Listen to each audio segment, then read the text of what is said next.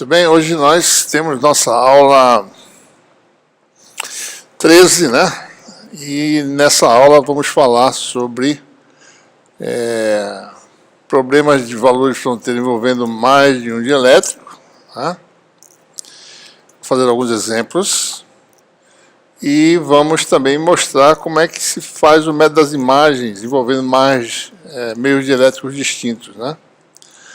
A gente até agora fez uma carga na presença de uma superfície condutora em geometrias bem definidas, esféricas, planares e cilíndricas, né?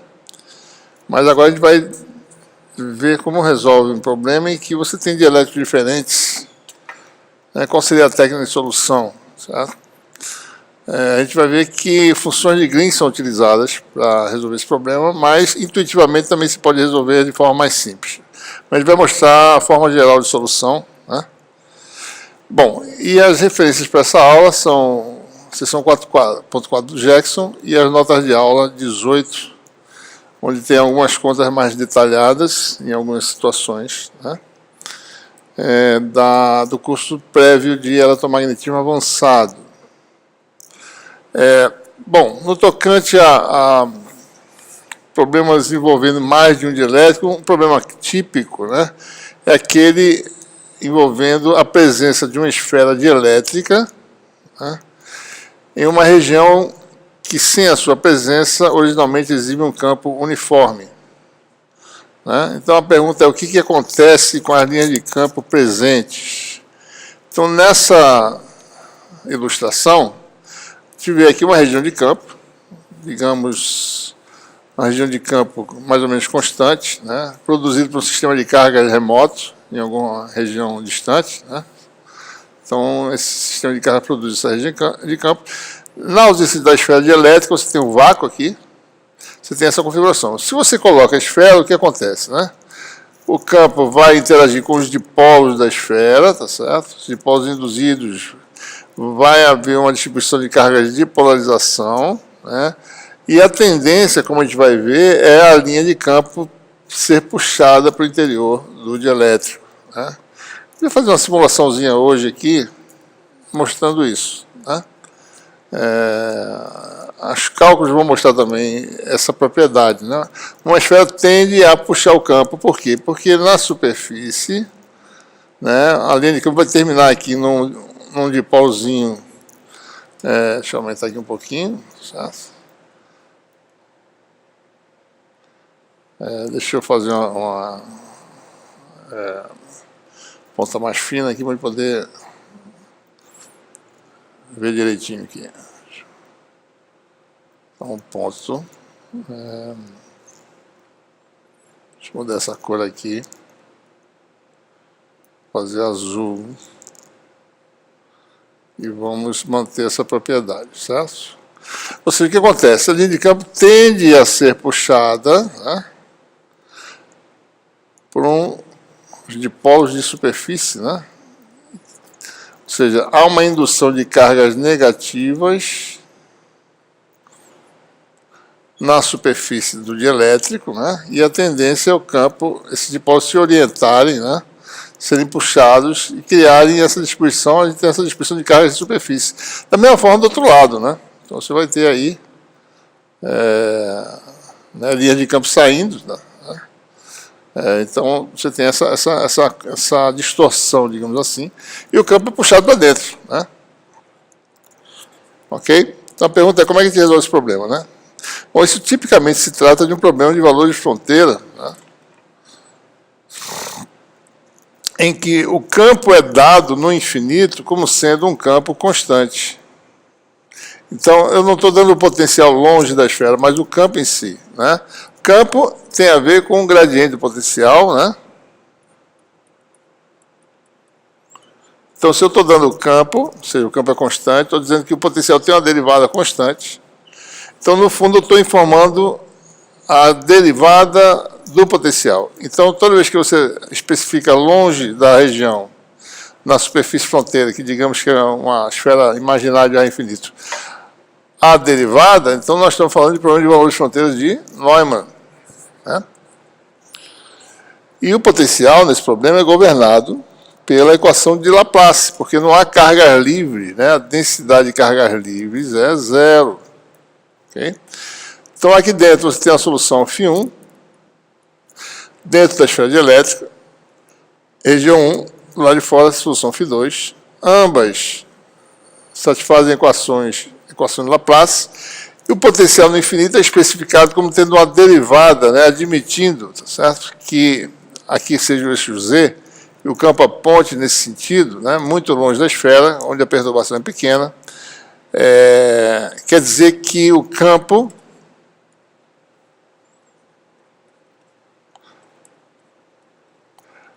é 0 a Z. Bom, se o campo só tem uma componente, isso aqui vai ser menos gradiente de φ.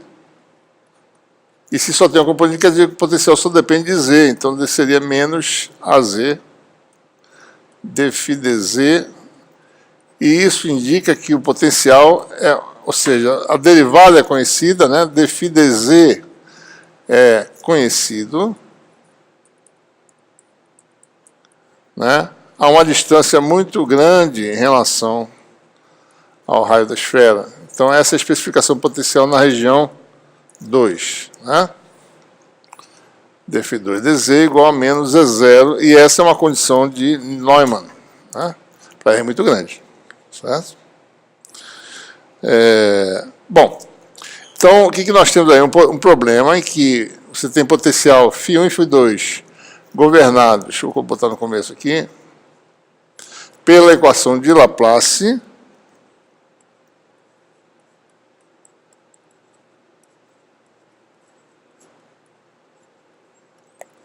e o φ2 tem a propriedade de derivada constante, né? Muito longe da esfera. Nós sabemos que a solução final vai ter uma constante aí, né? Porque quando eu especifico a derivada, o potencial vai ter como solução alguma constante. Eu posso sempre... Essa constante não tem importância na determinação da grandeza final, que é o campo. Se a gente olhar para essa solução dessa equação, dφ2 dz igual a menos E0, isso aqui é menos E0z mais uma constante qualquer, que pode ser atribuído o valor zero sem nenhuma perda de generalidade, porque isso não vai influenciar na solução para o campo elétrico. Né? Pode manter essa constante se quiser, não há problema nenhum. E ela vai se propagar dentro e fora do dielétrico, e quando se derivar para obter o campo elétrico, essa constante vai embora. Tá? Então, a gente pode admitir para todos os efeitos que o limite de quando R tende para infinito de φ2 é igual a menos E0z, e em coordenadas esféricas, né,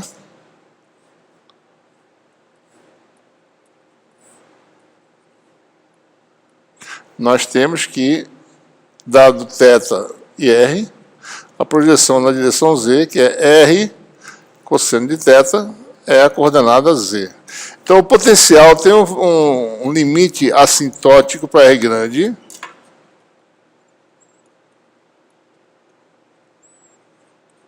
da forma menos E0Z, que é menos E0, R cosseno de θ. Observe, ou seja, o potencial aumenta indefinidamente, tal que o campo dê constante. Né? Esse é um tipo de constante de contorno para simular a situação de um campo constante no infinito. Muito bem. Então, esse é um problema também, tipicamente, que o potencial, né, se tem uma quebra aí de simetria, né? Ora, o potencial depende de R e de θ. Há simetria azimutal nesse problema. Né? Então, obviamente, a solução geral para as duas regiões é aquela que nós já conhecemos, né? Ou seja, não tem harmônica esférica nesse problema, mas tem polinômios de Legendre, né? Então, isso aqui, a solução geral seria AL, R elevado a L, mais BL, R elevado a... essa é a região interior, né? A região exterior é φ2, tá certo? É só mostrando aqui na figura. Aqui é a solução 2. Então, você tem aí, do lado de fora, R elevado a menos L mais 1.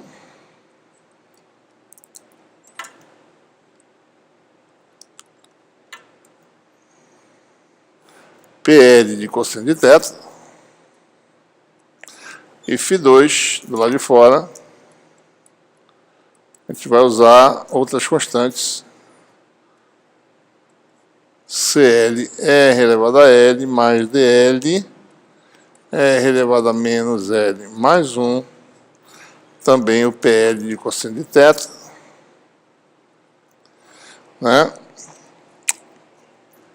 Então você tem aí, mais uma vez, né, para cada valor de L, você tem aí 4 constantes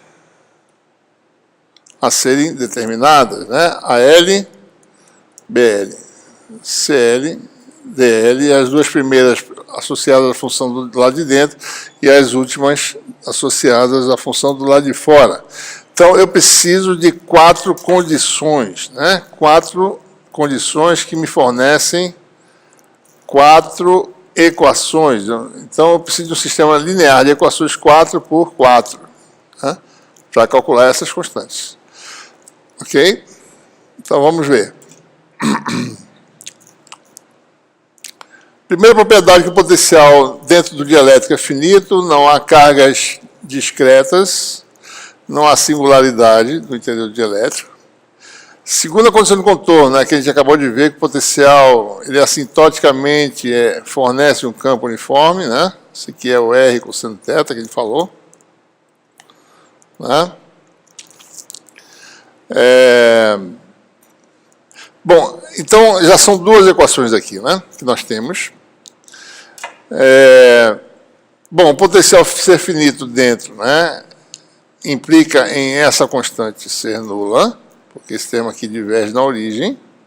Então, eu já obtenho aqui uma equação, uma condição, uma constante. E a segunda condição é que essa função, essa soma, né, para todo L, forneça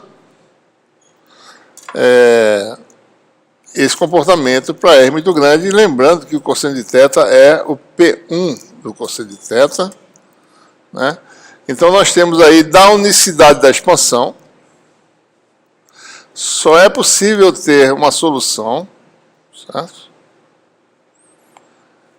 Como a variação tem que ser da forma P1 cosseno de θ, então não pode ter nem L igual a 0, nem L não pode ter nenhum termo com L diferente de 1. Ou seja, todos os coeficientes com L diferente de 1 são nulos. Tá? Então, na realidade, a expansão do lado de fora é só um termo L igual a 1. E quando você iguala o termo em L igual a 1, você vai ter C1R. Esse termo vai para 0, vai ser mais D1R a menos 2. Tem que corresponder a menos E0R, né? Esse termo aqui, qualquer que seja ele, vai desaparecer, então você tem o C1 aí, igual a menos E0, esse resultado aqui. Tá? E o D1 fica indeterminado por enquanto. Tá? Ele pode ser não nulo, porque a contribuição do termo 1 sobre R2, que é esse termo aqui, dá 0. Né? Então, o potencial do lado de fora tem essa fórmula. Voltando agora para o potencial dentro, né? O potencial agora tem essa forma do interior. E agora vamos aplicar condições de contorno em R igual a A. Primeira condição é continuidade do potencial. E a segunda é que o D normal é a densidade de cargas livres superficiais, né? Mas só que essa densidade de cargas livres é 0, porque trata-se de material isolante. Ou seja, D2 normal igual a D1 normal. Aliás, D1 normal, epsilon, né, permissividade, igual a D2 normal. Né? A gente vai introduzir a permissividade relativa, né? Passa isso aqui para cá, fica a permissividade relativa. Então, isso aqui vai dar essa equação. E aí, calculando a continuidade do potencial em R igual a A, né? Mais uma vez, assumindo que haja todos os termos em L, tem que igualar isso aqui, que é o φ1 em R igual a A, ao φ2 em R igual a A, que só tem o termo P1, né? Dá uma equação. E a gente manipulando essa equação, né, vai ter o termo em P1, tá certo? Que é dado por isso. E o termo em L diferente de 1, isso igual a zero. A expansão é única, então o coeficiente de P1 tem que ser zero e todos os coeficientes diferentes de L igual a 1 tem também de ser nulos. Né? Ou seja, os ALs, está aqui embaixo, né? Para L diferente de 1 são nulos. Então a gente obtém uma condição só para A1, ou seja, só tem um termo dentro também que era de se esperar. Né? Certo? Então dentro o potencial é dessa forma, com A1 a ser obtido. Né? E aí a gente tem essa equação, primeiro, uma equação envolvendo D1 e A1, né? E a segunda equação é aquela que vem do D normal, que tem a ver com as derivadas em R igual a A. Certo? Que é essa aqui é a derivada da função R que dá 1, né? A1R, derivada de R em relação a R, dá 1. dr dá 1. Né? E aqui a derivada de R deu 1 e a derivada de 1 sobre R2 deu menos 2 sobre R3 em R igual a A dá 2 sobre R3. E aí nós temos então duas equações, a duas incógnitas, para resolver para A1 e D1. E aí, vamos passar isso aqui, tá certo? Nós temos o resultado final, né? Ou seja, o potencial dentro e fora, dados por essas expressões. Né? Observe que isto aqui nada mais é do que Z. Então, o potencial no interior é a função linear de Z. E do lado de fora, o potencial vai ser uma função linear de Z, que é R cosseno θ, e uma função característica que vai com o inverso do quadrado da distância. Né? E nós sabemos que quando o potencial cai com o inverso do quadrado da distância, estamos falando do potencial do dipolo elétrico. Né? Então, se a gente reescrever direitinho as coisas, no interior, o potencial é essa função, né? O εr está aqui no denominador, certo? Menos a 0z, isso fornece um campo menos a z dφ dz, um campo constante dentro de elétrico, campo uniforme. Né? Essa propriedade fundamental de esferas e elipsóides é que, submetidos a um campo uniforme, em seu interior eles exibem também campo uniforme. Né? Isso é um resultado bem conhecido, a gente está fazendo só por causa da esfera, mas pode se mostrar que isso é geral para objetos elipsoidais. Né? Do lado de fora, o potencial tem duas contribuições, uma contribuição devido a campo uniforme, porque é linear com Z, aquela que dá o efeito elétrico, né? Campo constante. Esse é um efeito que diminui à medida que aumenta, ele desaparece e permanece no infinito o campo externo. Mas isso aqui é a reação da esfera, né? O campo é como se fosse um campo do dipolo, a gente pode calcular, né? O potencial de dipolo é P cosseno θ sobre um dipolo localizado na origem, né? Sobre 4π ε0 R2, né? Um dipolo localizado no regime assintótico, no vácuo, tem essa propriedade, né? Um campo é dado por essa, o potencial é dado por essa expressão. Então a gente pode determinar que momento de dipolo equivalente seria esse, né? Certo? Basta a gente igualar isso a essa expressão, ou seja, essa expressão aqui a essa expressão aqui, a gente determina o valor de P. Se a gente for ver, o P, né, é dado por essa expressão aqui. Ó. Tá? Volume da esfera, né? Tem esse fator aí. Quanto mais próximo de 1 é o epsilon, né? Ou seja, se a permissividade relativa não for muito forte, então esse termo aqui se torna praticamente pequeno, o momento de dipolo equivalente é pequeno. Se epsilon é muito maior que 1, então isso aqui é da ordem 3 vezes epsilon 0 vezes o volume, tá certo?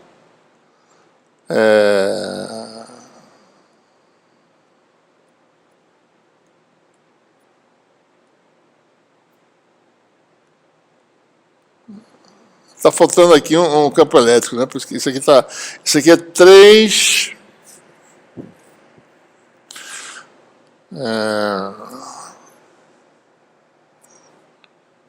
Está faltando aqui, tá certo? O é zero, né? Que eu sempre tenho um errinho nessas notas de aula, então anotem aí. Está faltando aqui, certo? É zero aqui e é zero aqui, certo? Né?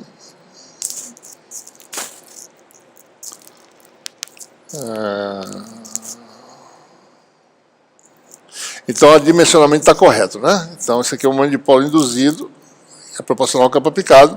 Né? Então, no exterior, o campo é o campo uniforme, mais o campo de reação do dipolo. Tá certo? Eu vou tentar mostrar aqui uma simulação que ele está tentando fazer. Bom, o efeito mais ou menos é esse, né? Observem que o campo elétrico, né?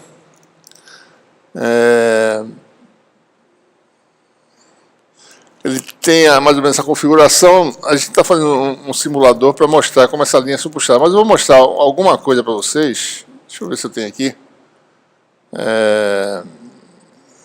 Uma simulaçãozinha que a gente fez só para mostrar o efeito.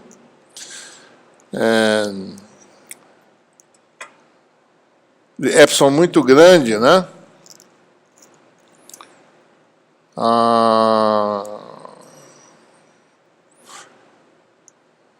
Eu não tenho expressão para o campo aqui, tá certo? Eu deveria ter, eu pensei que tivesse, mas não está aqui a expressão para o campo elétrico. Não está aqui, né?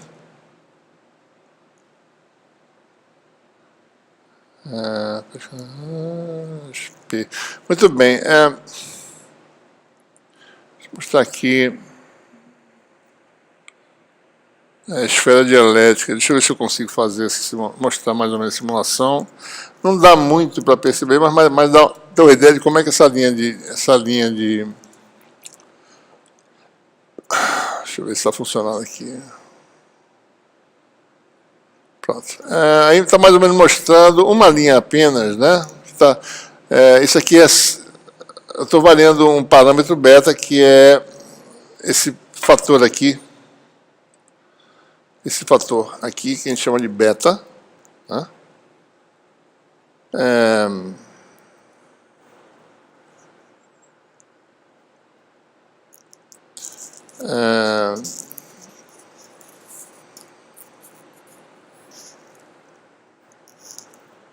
Espero que esteja correto, né? Epsilon R menos 1 sobre Epsilon R mais 2. Acho que essa simulação está irreal. Deixa eu ver aqui uma coisa. Aqui o beta vai sendo variado, né? Se beta igual a zero é quando o epsilon R igual a 1, ou seja, não tem esfera, né? Então, se eu aumento a permissividade, né? Então a tendência é que a linha seja puxada para dentro de elétrico, né? Não dá para perceber muito bem, mas observe que essa linha começa praticamente ficar ortogonal. Né? Aqui tem uma linha que não está mostrada, aqui é uma linha constante, uma reta, né? E do lado de fora você tem essa curvatura. Né? O valor máximo de beta, se vocês observarem, é beta igual a 1. Né? E nesse regime, tá certo? Beta igual a 1 é quando o dielétrico realmente é muito forte, a permissividade dele. Né? E esse epsilon R menos 1 sobre epsilon R mais 2 vira epsilon, né? vira 1. Então beta vale 1 no máximo. Né? Então é esse o efeito que a gente observa. Né? Puxa pouquinho, tá certo? Então, uma linha que está passando por aqui por fora, ela vai ser um pouquinho puxada, mas quanto mais forte o dielétrico, mais intenso o valor de beta, ele vai ter uma linha puxada para dentro do dielétrico, certo? Bom, é isso que a gente queria mostrar. Bom, um outro problema interessante, né, envolvendo meios distintos, agora é o caso de um meio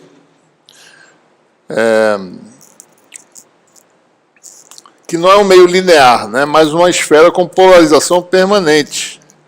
E a pergunta é, qual é o efeito elétrico produzido por tal esfera? Né? A esfera foi polarizada, o material ferroelétrico, né? Polarizada uniformemente com vetor polarização P. Né? Mais uma vez, agora não tem campo aplicado no exterior. Né? Agora quem produz o efeito elétrico é a própria esfera. E a pergunta é, quem é a solução fora e dentro? Né? Bom, vamos ver quais são as equações agora satisfeitas, porque agora não é um problema tradicional, né? Nós não temos meio linear, e precisa ver como é que a gente manuseia as equações de Maxwell para gerar uma equação para o potencial, certo? Observe que fora o vetor D é linearmente relacionado ao campo elétrico, do lado de fora, e do lado de dentro existe a relação constitutiva, D1 é igual a ε0 é 1 mais P, né? No exterior, o potencial, então, se o meio é linear, satisfaz a equação de Laplace, com a propriedade que o potencial do lado de fora agora vai para zero, quando R é muito grande, não tem nenhum efeito elétrico externo, né? Então, quem faz efeito elétrico é a própria esfera. Isso é efeito, a esfera localizada, então o efeito elétrico vai cair para R muito grande. Então, a gente tem essa propriedade. Bom, no interior nós temos as equações de Maxwell. Divergente de D igual a zero, porque a densidade de cargas livres é zero. Trata-se de uma esfera isolante, né? Certo? E o rotacional de E1 é igual a...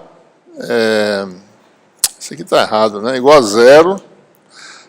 Isso aqui está errado, né? Isso aqui quer dizer que E1 é igual a menos o gradiente de um potencial. É isso que quer dizer. Se o rotacional de E1 é igual a zero, é porque E é obtido do gradiente de uma função escalar. E usando a relação constitutiva, o que a gente obtém, né? Divergente de D, que é dado por isso, dá zero. Expandindo vai dar divergente ε0 divergente de E1, menos divergente de P igual a zero. Como P é constante, né, isso aqui dá zero, certo? Ou seja, E, por sua vez, é menos gradiente de φ.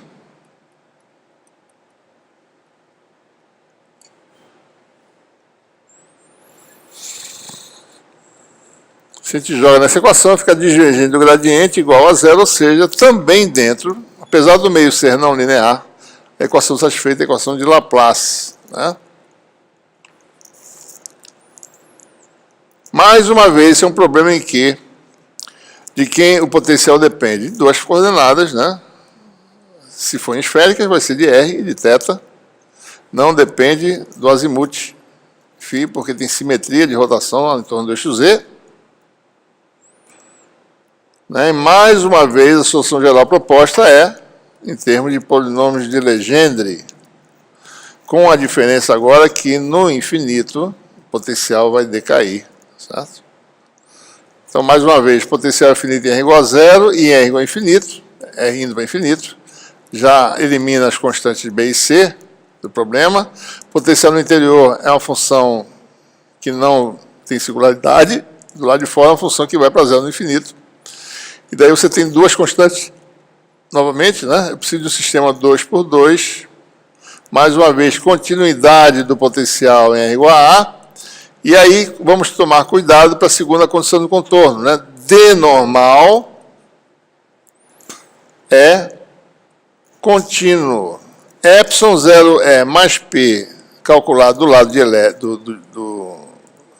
do material polarizável, em R igual a A, é igual a ε0, produto escalar com a normal, né?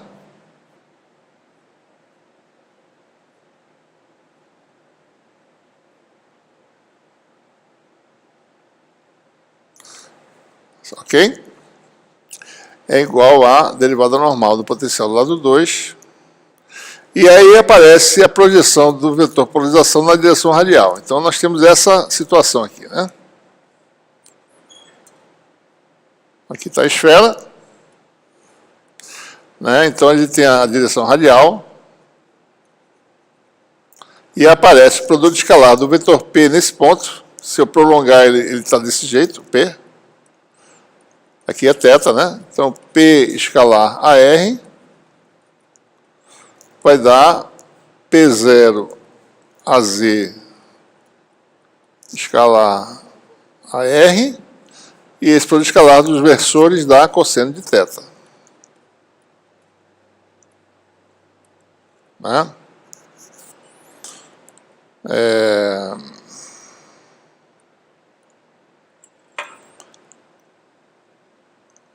Na verdade, eu chamei de, para não confundir com o polinômio Legendre de ordem zero, eu chamei de P como tendo magnitude P, tá certo?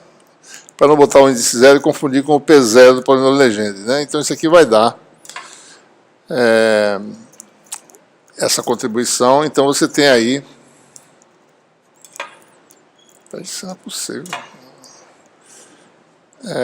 A segunda equação, tá certo? E observe, isso aqui não é P0, isso aqui é P1 de cosseno de θ, né? P1 de cosseno de θ.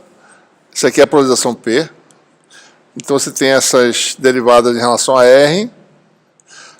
Então, se você calcula a continuidade do potencial, você tem essa primeira condição para cada valor de L, né? Então, para isso aqui dar zero, é necessário que o coeficiente da expansão, que é isso aqui, dê zero. E quando você tem a derivada envolvendo, né, o P1 de cosseno de θ, isso aqui é a polarização. Então, a gente reorganiza, isola o termo L igual a 1, deixa ele separado dos outros, né? Observe que vai ter uma contribuição aqui que tem um delta de L1. Esse termo aqui só existe para L igual a 1, né? Então, você tem que ter... Bom, se L for diferente de 1, isso aqui dá zero. Então, nós terminamos com um sistema de duas equações a duas incógnitas para L diferente de 1, que é um sistema de equações homogêneas em A e D. Certo? Essa é a maneira rigorosa de fazer o problema, né? Observando que para L diferente de 1, geramos um sistema, para cada L, de duas equações, de duas incógnitas, só que é um sistema de equações homogêneas. E a solução desse sistema sempre dá a solução trivial, a menos que o determinante dê zero, que é improvável, né? Esses parâmetros não têm conexão entre si, não vai ter um determinante zero. Então, a solução é trivial, né? Ou seja, para L diferente de 1. E para L igual a 1, nós temos um sistema de duas equações a duas incógnitas que permite obter o A1 e o D1, né? O sistema de equações obtidos. Isso aqui é a derivada, né? Ou seja, o termo L igual a 1 da equação da derivada, que deu isso aqui, em que P é a polarização. E aí nós temos a resposta, né, para a solução final. Mais uma vez, potencial dentro, aparece aqui o Z, né? Quer dizer, o campo dentro é uniforme, se a gente for calcular, campo dentro é menos P sobre 3 ε0, uniforme em toda a esfera. E o D vale 2/3 de P. O campo E está para baixo e o D está para cima, né? Se você for calcular o potencial do lado 2, é exatamente o potencial de um dipolo localizado na origem, com um momento de dipolo exatamente igual a polarização vezes volume, né? Então, se você substituir a esfera por um dipolo na origem, a esfera é o modelo exato do potencial de um dipolo em seu exterior. É uma esfera polarizada, fornece um potencial como se fosse um dipolozinho na origem, certo? Né? Tudo se passa do lado de fora como se tivesse um dipolozinho na origem, produzindo, né, o campo do dipolo tradicional que a gente vê aqui. Então, essas são as configurações das linhas de campo, né, para esse problema. Tá? Né? Então, aqui você tem aqui o que carga de polarização, né, P escalar N, positivo e negativo aqui embaixo, chegando nas cargas negativas. Né? E vindo de uma carguinha positiva aqui em cima, uma carguinha ligada, né, carga de polarização negativa, que é exatamente a projeção do P na direção normal, né? Muito bem. Bom, isso que a gente tinha que falar sobre algumas situações em que você tem mais de um dielétrico, né? Sem envolver a presença de carga livre, né? Bom, para resolver a equação de Poisson, quando você tem mais de um dielétrico e também cargas livres, a gente começaria com o método das imagens, né? O exemplo mais ou menos é esse aqui, ó, que a gente vai fazer. Eu só vou adiantar aqui. Nós queremos resolver um problema desse tipo, né? Dois dielétricos, né? Uma carga na vizinhança de uma interface entre dois dielétricos. O que vai acontecer? Como é que vai vai se comportar o campo aqui, né, em torno dessa carga, né? O problema é um pouco mais complicado do que o método tradicional das imagens, né? A gente tem usado ao longo do curso as propriedades de simetria das funções de Green, né? Essa propriedade é muito usada para resolver, né, equações diferenciais, obter a função de Green da equação diferencial que governa a função de Green, né? E sempre se usa essa propriedade, que a função de Green tem simetria, né? Se você trocar o primeiro argumento com o segundo, você não tem alteração. Um exemplo, por exemplo, é a função f, né, de x, x', que é uma função de Green, da forma 1 sobre x menos x', né? Essa função tem Laplaciano menos 4π delta de x menos x'. Ora, essa função aqui, como depende do modo da distância, ela tem essa propriedade, né? F de x, x' igual a f de x', x. Tá? Se eu trocar a posição aqui, tá certo? Não altera o resultado. Se eu trocar a posição aqui no argumento da função delta é uma função par, na realidade, né? Não altera a solução. Posso trocar x por x' sem problema nenhum, certo? Então a função não vai ser afetada, né? Se eu trocar o nabla por nabla', tá certo? Não tem nenhum problema, né? O resultado vai ser o mesmo, né? Esse é um tipo de função de Green. Existem outras mais complicadas, né? Mas sempre a função de Green satisfaz essa propriedade de simetria. A gente tem usado isso e a gente vai usar no problema de hoje, né? Eu gostaria só de mostrar mais ou menos que isso não é difícil de mostrar, essa propriedade, né? Não só para a equação de Poisson, mas para várias outras equações diferenciais, para a equação de Helmholtz e para outras equações, há uma propriedade de simetria da função de Green também, certo? Vamos mostrar para a equação de Poisson e vale a pena mostrar isso para elucidar as propriedades dos teoremas, né, de Green e das propriedades de funções de Green. Né? A função de Green satisfaz geralmente uma equação desse tipo, né, certo? Laplaciano de g de x, x' igual a menos 4π delta de x menos x'. Se eu faço x' igual a x1, aqui daria x' igual a x1 também do lado de cá. Se eu faço x' igual a x2, daria x' igual a x2 do lado de cá. Então eu posso mexer com essas coisas, né? Multiplicar esse Laplaciano por g de x, x2 e subtrair, né, do produto desse Laplaciano com g de x, x1. Certo? Por que a gente faz isso? Porque o Laplaciano disso aqui dá uma função delta que permite eu isolar a função. Né? Então isso aqui, ó, Laplaciano de g de x1, né, dá menos 4π delta de x menos x1, o outro dá menos 4π delta de x menos x2. Né? Então se eu faço isso, eu obtenho esse resultado. E se eu integrar no volume, aí a gente vai isolar, tá certo? Observe que se eu integrar no volume, né, que contém a x1, ou seja, em todo espaço, né? Todo espaço, né? É o espaço de definição da nossa função de Green. Então isso aqui vai dar g de x1, x2, né?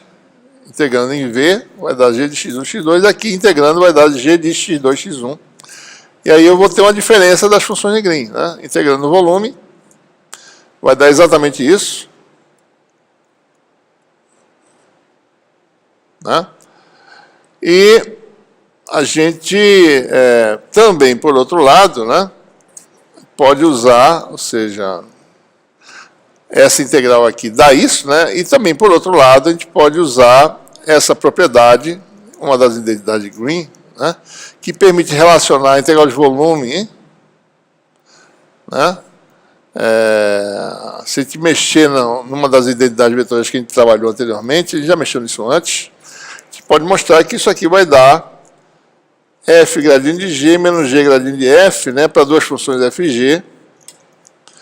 E aí, teorema de Gauss, né, permite calcular a derivada normal de g vezes f, derivada normal de f vezes g. Então, nós temos aí essa propriedade. Ou seja, chegamos no que a gente queria mostrar. Então, tem a diferença das funções de Green com argumentos trocados. E do outro lado fica uma derivada normal de g gradiente da outra, né? G gradiente de uma. Né? Ora, a função de Green tem a propriedade de ser nula, certo? Isso aqui é um ponto na superfície, né? X2 e X1 são pontos no interior do volume. G de X na superfície é sempre zero para o problema de Dirichlet, né? E com isso, isso implica em G de X1, X2 igual a G de X2, X1, que é a propriedade de simetria que a gente falou anteriormente. Certo? Muito bem. Então vamos agora tentar resolver o problema. A gente vai mostrar. É claro que isso aí pode ser resolvido de forma simples, né? Pode-se intuitivamente imaginar, tá certo, que haja cargas imagem nesse eixo aqui. E tentar determinar a magnitude e a localização dessas cargas imagem, né? Para casar as condições de contorno, né? O potencial tem que ser zero, muito longe da carga, tem que ir para zero, tanto no meio verde quanto no meio laranja aqui, né? O potencial tem que ser contínuo na interface, né?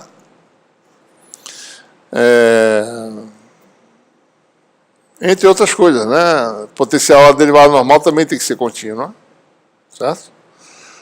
O D normal é contínuo, não tem carga livre, certo? Então, por exemplo, do lado de cá, do lado laranja, eu posso imaginar que haja alguma carga imagem aqui, nesse meio verde, que me ajude a satisfazer as condições de contorno, né? A posição dessa carga não dá para saber em princípio, nem sua magnitude. Por outro lado, do lado de cá, né, ou seja, o campo não seria exatamente, porque os dialetos são diferentes, não seria exatamente o campo dessa carga. Mas a gente vai ver que aqui tudo se passa como se houvesse um campo dessa carga, mas uma outra carga imagem localizada mais ou menos em cima dessa carga. A gente vai ver que isso é uma consequência direta da solução do problema usando funções de Green, certo? Então vamos fazer isso, né? Só para elucidar as propriedades, né? Mesmo sem saber exatamente, né, a forma exata do potencial, né, a gente vai saber no final, mas o espaço intermediário a gente não vai saber exatamente quem é o potencial, mas a gente vai saber como é que ele pode ser representado, né? Então, do lado de cá, o Laplaciano de φ1 satisfaz uma equação de Poisson associada a essa carga aqui, que é menos Q delta de x menos d a z. Né? Então, tudo se passa como se fosse um tipo de função de Green, né? Porque ela satisfaz a equação em que você tem a função delta. Né? Certo? E no lado φ2, o Laplaciano de φ2 satisfaz a equação de Laplace, né? Porque não existe singularidade do lado de cá. Tá? Observe, né? Eu posso imaginar esse problema, esse aqui é o plano, digamos, XY, né? Saindo do quadro aqui tem X. O problema é que o potencial depende da distância no plano XY, que é a variável radial R, né? E depende de Z, e não depende do azimuth φ. Eu posso modelar esse problema em coordenadas cilíndricas em que os potenciais dependem de R e Z. Né? Ora, a gente já viu anteriormente que potenciais dependem de R e Z para regiões infinitamente extensas, ou seja, se R é ilimitada, a variação em R, e Z também. A solução em Z tem de ser algo que decaia quando Z é muito grande, e a solução aqui é uma integral de Fourier-Bessel. Né? Aula anterior. Ou seja, φ1 é uma expansão de uma função de Z, função de Bessel de ordem zero, K é o parâmetro, né, da expansão, tá certo? Como se fosse a variável no espaço de Fourier, digamos assim, e o φ2 é uma outra expansão, e nós sabemos que a solução em Z tem que ser hiperbólica, né? Quando você tem essa combinação aqui, função de Bessel de ordem zero. Por que de ordem zero? Porque a variação azimutal é nula, não existe variação azimutal, não tem JM, né? Só tem o J0 nesse problema, certo? Por que é integral? Porque a região, o plano XY é infinitamente longo. Se fosse um cilindro de raio finito, então nós teríamos aí, né, funções de Bessel, né, com raízes em R igual a A. Mas no nosso caso, quando isso aqui se torna muito grande, a região cilíndrica, então você tem integral de Fourier-Bessel, né? Bom, por outro lado, então nós temos a solução geral, tem um parâmetro desconhecido, do lado 2, né? E do lado 1, que é o lado de cima, você tem essa função com a propriedade que ela tem que ir para zero, para z muito grande, né? Essa função vai ser combinação de funções exponenciais e, no caso, a gente vai ver já, né, a propriedade dessa função. Bom, no meio 1, a gente tem essa função que precisa ser modelada, a função delta, né, em cilíndricas, né, para uma carga localizada no ponto R igual a 0, né? Z igual a D, você tem essa combinação com 2πr embaixo, para garantir que a integral da densidade de carga dê a carga, né? O dV, lembrando, é R, dr, dφ. Né? Quando você faz integral no volume, o R cancela, integral de dφ dá 2π cancela, integral de delta de R dá 1, né? Integral de delta de Z dá 1 também, né? Faltou dz aqui. Né? Então, por isso que tem essa função. E aí a gente vai expandir, né? Tem essa propriedade aqui, que é a expansão de Fourier-Bessel para essa função. Então você tem Laplaciano de φ1 igual a menos q sobre 2π epsilon, que é a permissividade. Aqui está a função delta associada, certo? E aí a gente expande isso aqui como uma expansão Fourier-Bessel, né? Conhecida, certo? Então ficamos com essa relação. A gente pode jogar aqui dentro, né? E mexendo, tá certo? Nessa equação. Bom, daí você pega o Laplaciano em cilíndricas, né? Sem a derivada em φ, então você vai ter aí essa combinação de derivadas, joga a solução proposta potencial, certo? Que está aqui, ó. Né? E vai fazendo as operações de derivada. Ou seja, derivada em relação a L vai ser sobre a função de Bessel, derivada em relação a Z vai ser só sobre a função GK de Z. Né? Quando a gente faz essas continhas, que dão algum trabalho, mas não são difíceis de fazer, a gente fica com uma expansão aqui em que você tem um coeficiente vezes g de k, né? Igual a essa integral. E observe que isso aqui satisfaz a equação de Bessel, né? Ou seja, a derivada disso aqui dá menos K2J0, isso é a equação original que veio, né? Então dá menos K2J0, o J0 vai ficar em evidência. Então nós temos aí, o que a gente obtém é exatamente uma equação diferencial para a nossa função de Green em Z. Né?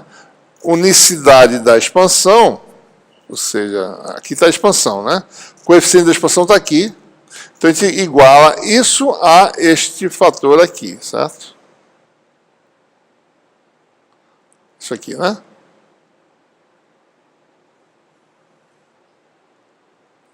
Ok? E com isso temos essa equação, que é a equação que governa. Isso aqui, essa função não é uma função de Green, porque é uma função que satisfaz a equação diferencial do tipo, né, Laplaciano, igual a delta de alguma coisa. Né? Então nós temos... se eu fizesse D igual a Z', eu teria aquela propriedade, né? Derivada segunda... Z', delta de Z menos Z'. Se Z for diferente de Z', a gente resolve essa equação. Isso aqui dá zero. A gente já fez isso antes. Né? Derivada segunda, menos K2, GK igual a zero. Isso aqui é uma função simples. Né? Aqui você tem como solução funções hiperbólicas. Né? Para Z maior que Z', a função pode ser escrita assim. Né? Exponencial de menos KZ, porque K é infinito. Para Z' entre zero... para Z entre 0 e Z', certo? Observe que a carga está no ponto Z' igual a D, né? Então a gente está chamando de Z', certo? Então, para Z menor ou igual a maior ou igual a zero, menor que Z', menor ou igual não, menor que Z',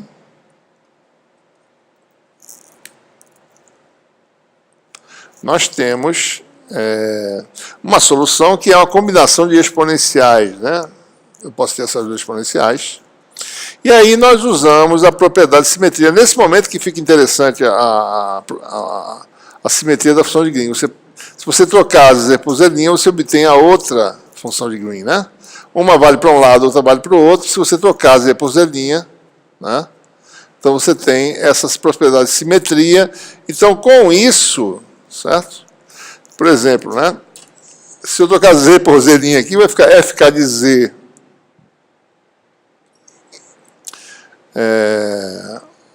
O ZK de Z' vai ser FK de Z exponencial de menos KZ', que tem que ser igual a isso aqui. Né? Porque quando eu troco Z por Z', então as posições trocam, eu tenho que ficar na condição entre 0 e Z'. Né?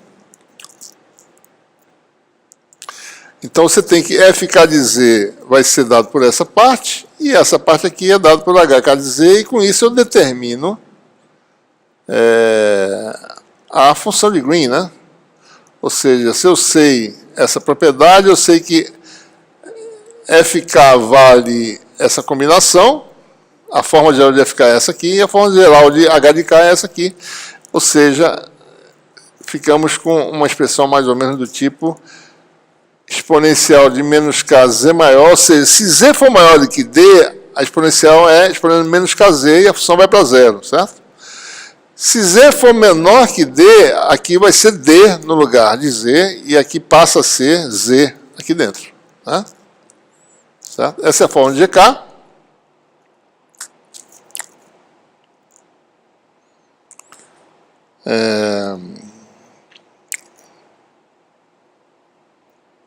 Bom, e aí, a partir dessa propriedade de simetria, agora vamos trabalhar com a singularidade, né? Ou seja, temos essa propriedade aqui que precisa ser usada, né? Então, a gente integra em torno de Z igual a Z'. Integra ambos os membros. Porque quando eu integrar ambos os membros em torno de Z igual a Z', eu vou ter que a integral vai dar esse valor aqui, certo? Né? Do lado de lá, em torno de Z igual a D, né? D menos delta até D mais delta em dz. Isso aqui vai dar zero no limite que delta é igual a zero, ou seja, GK de Z igual a D mais delta, né? Menos GK de D menos delta. Quando delta vai para zero, isso aqui vai dar zero. Mas quem vai dar um valor diferente vai dar essa derivada. Né? Então você tem a derivada em relação a Z em D mais delta, menos a derivada em Z menos delta, vai dar isso aqui. E usando as expressões da função de Green, né? Certo? Você pode calcular certas derivadas, subtrair, você obtém, então, o CK.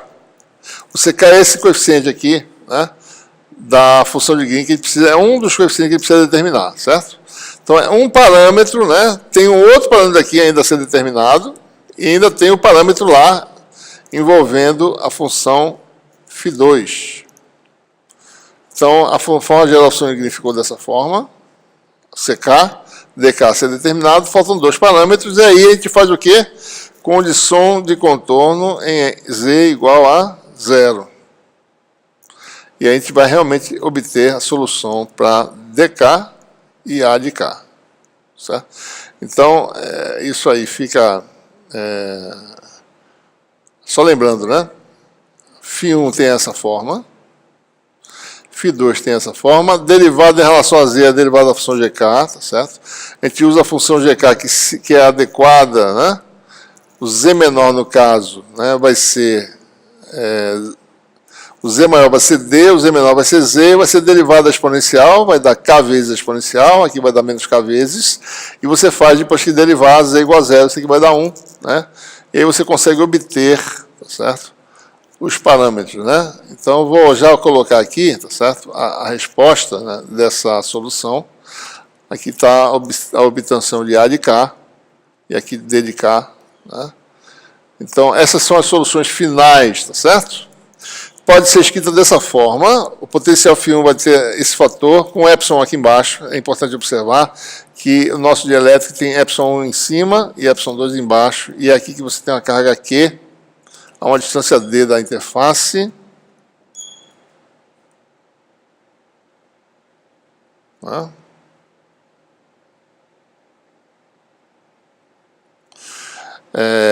E aí aparecem esses parâmetros que são definições, né, das equações obtidas. Então, só fixando aqui. Potencial 1 vai ser este fator Q, que é a carga original sobre 4π epsilon 1, uma integral. Isso aqui, na realidade, é uma expansão de Fourier-Bessel, né, específica, certo? Mais um termo que aparece um peso Q' maiúsculo, que a gente vai chamar uma carga Q', epsilon embaixo, né? E uma outra expansão aqui, tá certo? E o potencial do lado 2 embaixo vai dar um parâmetro que é 2 linhas, epsilon embaixo, né? E aí você tem uma expansão desse tipo, tá certo? D menos E, aparece aqui. Bom, Q' é uma dimensão de carga elétrica, né? Epsilon 1, 2 é epsilon 1 sobre epsilon 2. Isso é importante de observar esse sinal, tá certo? Essa definição. Onde é que está a definição original aqui? Eu coloquei em algum lugar. Epsilon 1. Estava aqui agora. Epsilon 1 sobre epsilon 2, né? Epsilon 2. Eu não estou achando aqui a definição. Deixa eu ver aqui. Só um minuto.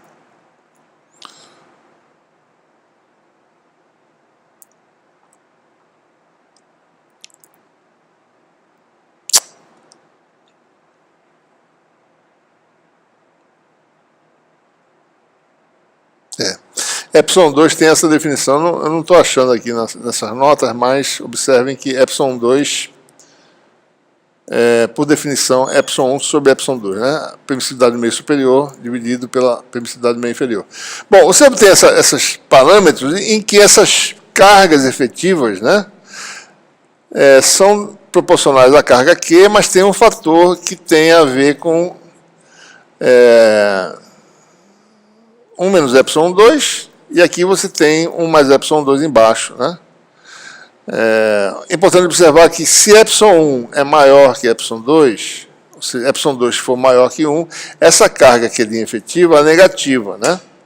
Então, você tem uma carga Q efetiva aqui, e aparece uma carga Q' que pode ser positiva ou negativa, dependendo do sinal, dependendo da razão, epsilon 1 sobre epsilon 2. Isso é importante, né? É importante observar também que essas expansões nada mais são do que expansões da função inversa, né? Expansão de Fourier-Bessel da função inversa. Isso aqui é um tipo de função de Green, né?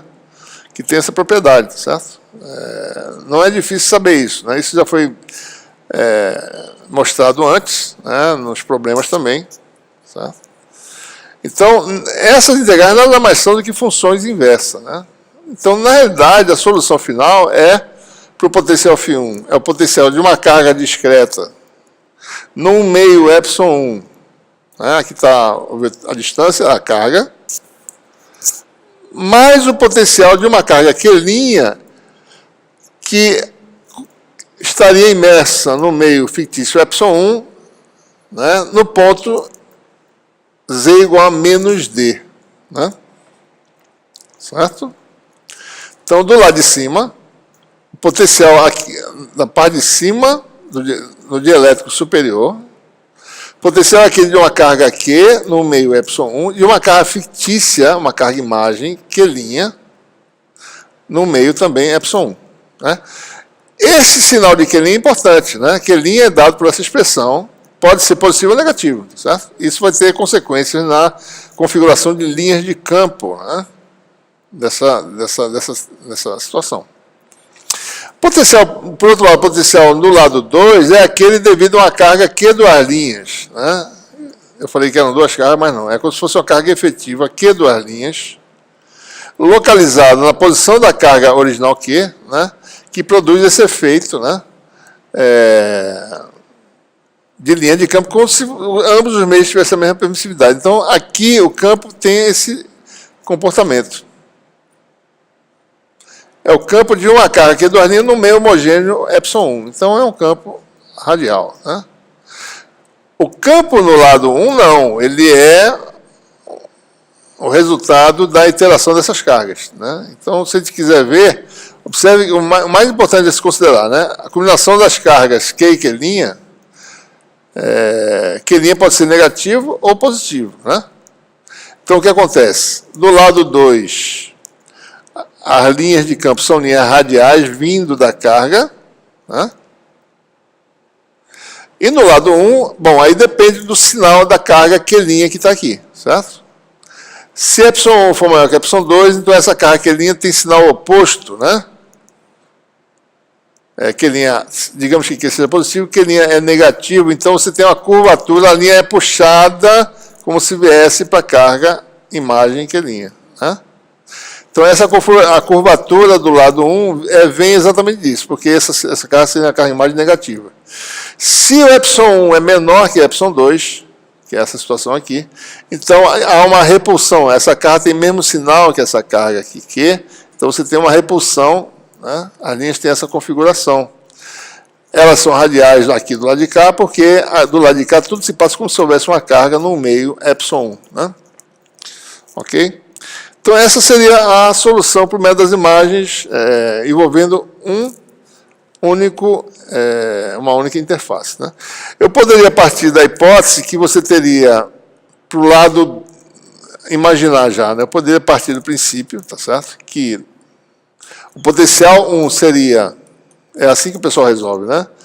A carga Q sobre 4π ε1 módulo de x menos dAz.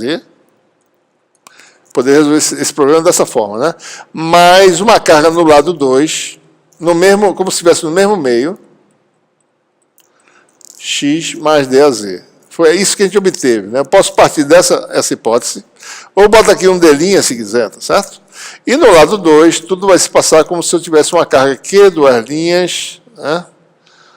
Sobre 4π ε1 x menos dAz. E aí eu tentaria determinar se há uma solução para esse problema, porque se houver uma solução, Laplaciano de φ1 satisfaz a equação de Poisson, que isso aqui dá Laplaciano disso aqui dá zero, e Laplaciano de φ2 dá zero, satisfaz a equação de Laplace, e as condições de fronteira são satisfeitas, né? Quer dizer, porque eu vou impor isso. Então eu determinaria Q' e Q duas linhas para resolver o problema. Eu ia resolver muito mais facilmente. Mas só que a priori não dá para a gente ter certeza que seria essa a solução, né? Mas é concebível que sim, certo? Então, por exemplo, se você tem uma esfera, né? É de se esperar, se você tem uma esfera dielétrica, pode-se tentar, tá certo? Resolver o problema de forma semelhante e ver se dá para ter uma solução, certo? Ou seja, você tem aqui uma carga Q, né? Ver se dá para resolver com a carga Q', né? Ou mais de uma carga, talvez, né? A minha carga imagem não pode estar do lado de cá, tem que estar do lado de cá, certo? E a gente vê se dá para resolver esse problema, né? Com uma única carga. Se não dá para resolver, a gente usa, inevitavelmente, vai ter que usar funções de Green, e aí a gente vai ver que tipo de solução surge, né? Claro que é fácil resolver esse problema, porque isso aqui você tem polinômio de Legendre, né, que você pode usar a expansão de Legendre para a função de Green, né, e dá para resolver o problema sem problema nenhum. Certo?